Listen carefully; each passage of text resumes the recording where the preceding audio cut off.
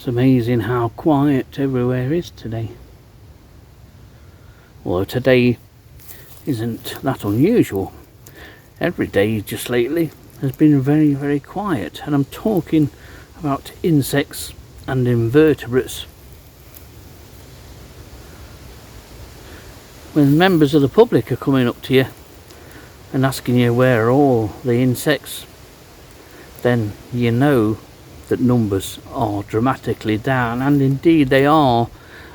Lots of people have contacted me via Facebook or via this channel saying that numbers of moths, butterflies and any other insects are well down, and that they've hardly even seen a bumblebee in the garden. Join the club. If you look at your local buddleia now, there's every chance that there probably isn't a butterfly on it. Things are currently that bad, but I believe that things are only temporary.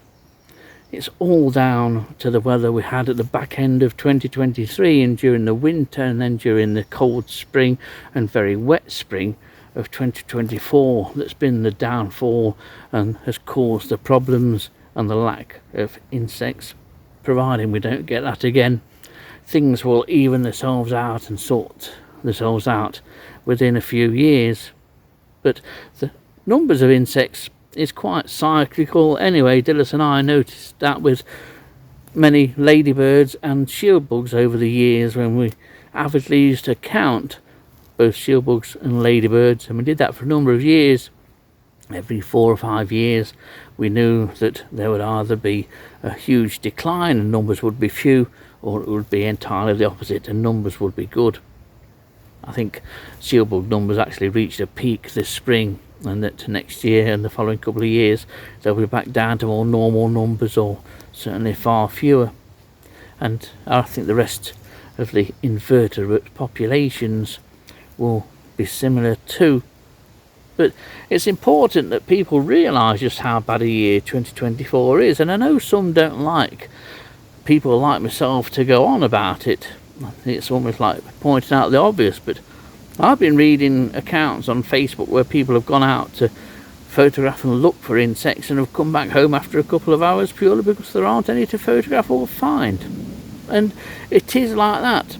I've had some decent success with moths, especially on a couple of recent trapping videos, to which you haven't seen yet. But those are very different compared to earlier on in the year. There's still not the numbers by any means of moths that there should be, but the number of species has increased, but then you would expect that in the middle of July. But what people are noticing more is the lack of butterflies, and I've been walking around Sherwood Forest here this morning for about 3 hours, and I've seen just a handful of butterflies. Well, that few that I can name them all, not Charlie, Fred and Albert, but 3 gatekeepers, a single red admiral and a single comma.